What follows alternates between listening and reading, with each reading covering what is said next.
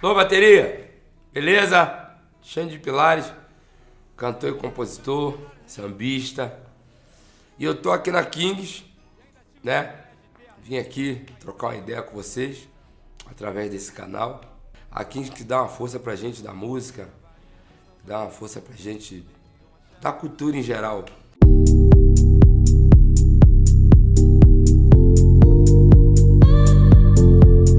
Bom, a música, ela começou comigo batendo lata no morro, né? Lá no Morro do Turano, na minha parte ali da chacrinha, com a molecada, a gente carregava água e quando acabava de carregar a água vinha a ideia de... Porque antigamente já tinha folia de reis e a gente imitava a folia de reis, mas cantando samba. E a minha vida artística começou através, trabalhando no barracão de Salgueiro, ajudando a confeccionar fantasias e carros alegóricos. E eu desfilei na ala da Força antigamente, a rapaziada que empurra os carros na avenida, nessa época não eram motorizados. E foi na escola de samba que eu aprendi a ser sambista, que eu me descobri como compositor, que eu aprendi a tocar vários instrumentos de percussão. E o instrumento de corda foi preso dentro de casa mesmo. Demorei um pouco para ir para a rua, porque eu acho que a gente tem que... Quando você coloca um instrumento de corda no peito, é para encarar tudo que vier. Então, às vezes, vem uma pessoa que você mal conhece, te pede um tom, canta uma música que você não conhece, aí você tem que ter aqui o ouvido e ter um pouco do conhecimento teórico, né? Não tenho muito, mas para mim é o suficiente que dá para trabalhar. Porque eles inventaram que eu tinha que ser cantor. Não queria cantar nada, eu queria ser seu compositor. Queria ser o músico do grupo e o compositor também, que faz as músicas e tal. E só que eu tinha uma mania, que eu tenho até hoje, de ouvir música demais. E aquilo eu acabava aprendendo. O leque meu repertório é muito extenso. E devido a isso, eles acharam que eu era o cantor do grupo e tal. Então você acabou de dar o exemplo, que cada disco você vê uma melhora. É a questão de adaptação, eu tive que me adaptar, eu tive que observar muito, tive que ouvir mais detalhadamente, até eu procurar a minha maneira, o meu estilo, colocar o meu estilo ali dentro daquele trabalho. E a gente tem um DVD que eu acho que foi o melhor, que foi gravado no Morro da Urca, que se chama Ao Vivo no Morro. Nós temos o DVD do Olimpo, que ainda estava naquela coisa de estar me adaptando. Aí depois veio o DVD Ao Vivo no Morro, que foi realmente, para mim, na minha opinião, é o melhor trabalho do Revelação. E veio o 360, que já é diferente, né? Bom, não é muita coisa que altera do grupo, né? Porque eles sempre me deram liberdade musicalmente, tanto para mostrar as músicas inéditas, quanto para mostrar alguma coisa que eu curtia. E no meu primeiro disco solo não foi diferente, e eu tive que fazer, quando eu me afastei do grupo, o meu último show foi no dia 30 de junho de 2014, e aí você tem que dar aquela parada para você pensar o que você quer fazer, como é que você quer continuar. Tem a sonoridade que vai mudar, tem o palco que você não vai estar mais acompanhado das pessoas, você vai estar sozinho. Tem aquela coisa de tudo você resolve sozinho, né? Tem que acordar cedo, fazer a rádio, aí faz o café, antes de dormir molha as plantas, esse bagulho aí, não tem ninguém mais para molhar para você. E esse primeiro disco, ele foi produzido por um cara que também me convenceu a cantar, que foi o Leandro Sapucaí. E a maioria do repertório fui eu mesmo que forcei. O Leandro colocou, acho que 4 ou 5 músicas, de repente até menos nesse trabalho, que eu já tinha muita coisa já na minha cabeça que eu queria fazer, muita coisa que caíam do repertório do Revelação, devido a tantas músicas com tanta qualidade. Não quer dizer que a música não foi aceita. E aí, eu coloquei tudo nesse disco, Perseverança. Criei uma marca, né? Porque você tem que criar uma identidade para você não confundir a cabeça das pessoas. Afinal de contas, a carreira do Revelação foi uma coisa muito gigantesca, né? Que até hoje, às vezes, eu fico espantado com o tamanho da coisa que foi. Porque a gente, quando está dentro da nossa casa, a gente não tem noção da beleza que ela tem. Quando você sai dela, que você vê. E aí agora eu estou lançando o segundo disco, que é Esse Menino Sou Eu, que é praticamente uma biografia, né? Onde a minha mãe canta comigo, onde o Zeca canta comigo, onde o Aragão canta comigo. E essas 3 pessoas têm uma importância muito grande na minha vida, porque foi depois que eu comecei a ouvir. Eu curtia muito rock and roll na época, e curtia muito Jackson 5, gostava de Charme, gostava do funk da minha época, que não era cantado, era mais instrumental. Eu gostei muito, eu gostava de samba, mas não me via tocando samba, nem cantando samba. E depois que eu ouvi Zeca e Aragão, né, eu já ouvia Jorginho do Império, já ouvia Martinho, já ouvia Bezerra, de Cro, Bete Carvalho, Clara Nudo, eu via todo mundo já antes. Branca de Neve, Bebeto, Jorge Ben. Mas depois que eu ouvi Zeca e Aragão, aí eu falei, caramba, acho que é aqui mesmo que eu vou, e eu fui. Então eu vi a necessidade de colocar, de inserir eles nesse trabalho, né, que é o segundo disco. E esse segundo disco é dividido em 2 partes. Todas as pessoas que têm uma história que marcou comigo estão nesse disco. Zeca, Aragão, minha mãe, o André Renato, que é filho do Sereno, que é do Fundo de Quintal, que também me influenciou. E no outro tem o Seu Jorge, que eu já tenho uma história muito bacana com ele, onde todo mundo não tinha dinheiro. Muita gente me eu vi aquela história tua que você ajudou o Seu Jorge. Não, eu não ajudei o Seu Jorge. Isso era muito comum, porque no lugar que eu fui criado, as pessoas se ajudam. Às vezes a outra não tem um açúcar para adoçar o café, a gente colocava no copinho, entregava lá, ou então via televisão na janela do vizinho, até o vizinho, né, fechar e você ter que ir para casa. Às vezes tinha um amigo que tinha uma formatura, não tinha um tênis, tu emprestava o teu. Então essa coisa minha do Seu Jorge não é praticamente isso aí. A gente estava ali naquele mesmo espaço, todo mundo sem grana, porém eu já com espaço de poder tocar, e ele não. Ele pedia para cantar, deixei ele cantar, e todo mundo ficou impressionado com o talento dele. Depois eu acabei vendo ele num programa de TV na época. Isso para mim é gratificante, porque você vê. Eu falei assim, então não vou desistir, pô. O cara conseguiu, fica, eu vou desistir. Né? Então é uma coisa que eu não sei explicar, você não sabe.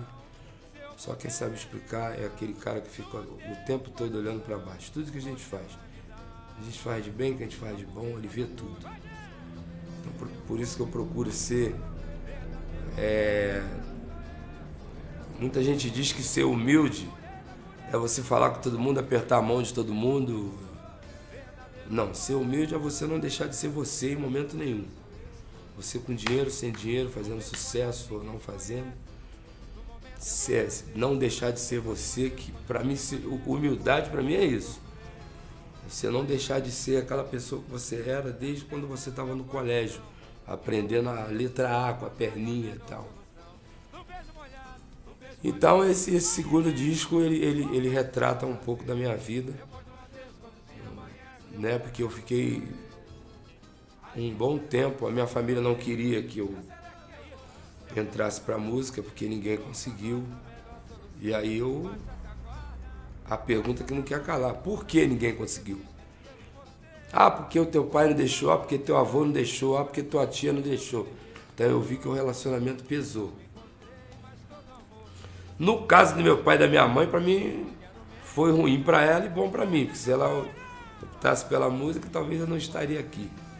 Ela teria casado com outra pessoa, sei lá, né? A minha referência de verso de improviso, ela começou na Folia de Reis.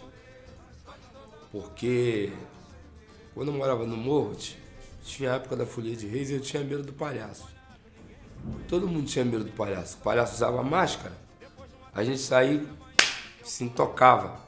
Ou atrás de uma pedra, ou atrás do portão. Mas quando ele começava a versar, a gente gostava do que a gente ouvia. A gente saía e ficava olhando e tal. E o verso era falado. Tem até uns que eu decorei na época, quando eu era moleque. Tinha uma mulher lá no morro, uma senhora lá no morro chamada Dona Marinete. Aí a gente falava, joguei um limão pro alto, aparei com canivete, nunca vi mulher bonita igual a Dona Marinete. Lá em cima daquele morro vem descendo um caminhão, perereca na buzina, sapo na direção. Lá em cima daquele morro tem um pé de tangerina, minha boca tá tão doce de tanto beijar a menina.